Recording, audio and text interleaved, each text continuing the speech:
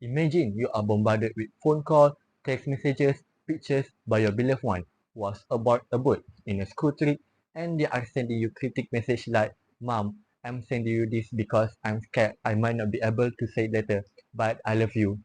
And other kids send, "Hope we can meet again alive." Hello everyone, welcome back to MC at RTP in another episode of Infrequency. My name is Mohamad Danish and you can call me Ifje.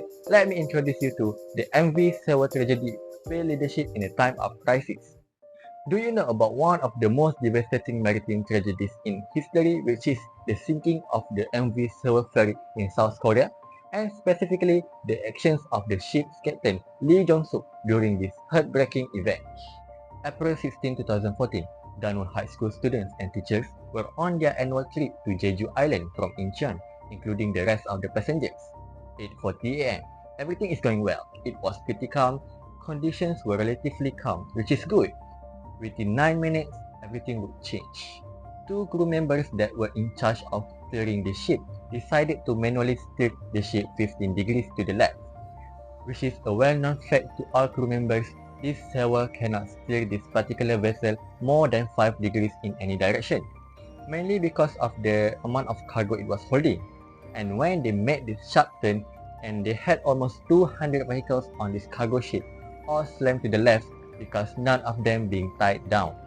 Off-duty captain, Captain Lee Jong-suk, he started running. He's like, "I got to figure out what is going on." And some crew members also run to the bridge of the boat, and they are like, "What's going on?" Now they are trying to assess the situation. 8:52 a.m. the students were confused because they could hear ringing through the PA system, repeatedly telling them, "Do not move, just stay where you are. It's dangerous if you move. Stay where you are." This order was tragically followed by many students who remained below deck waiting for further instructions. And here's where it gets crazy. The captain and the crews were being told by the Korean Coast Guard to inform any passengers if there are any to put on their life jackets. But they just say, "Oh sorry, our PA system is down." Well, Korean Coast Guard tells the crew to go personally tell the passengers. The crew members like, "Okay, I'm gonna do that." He walks out of the command center and walks around a bit and comes back being like, "I did that." He just bluntly lied to the authorities and said, "Yeah, I told the passengers to put on their life jackets." And the passengers up until this point are still being told to stay where they are and do not move. And some of the very first people rescued was the captain and a few of his crew. The captain was rescued by one of the small Coast Guard boats, and he was wore ordinary clothes to disguise himself as a passenger. This is even more despicable. He gets on the Coast Guard vessel and doesn't let anyone know that he is the captain and that he has vital information that would help them in rescuing passengers. He doesn't relay any information to them when time and information is the most important things to save life. And the decision Captain Lee failed to make result in 250 of students' life lost.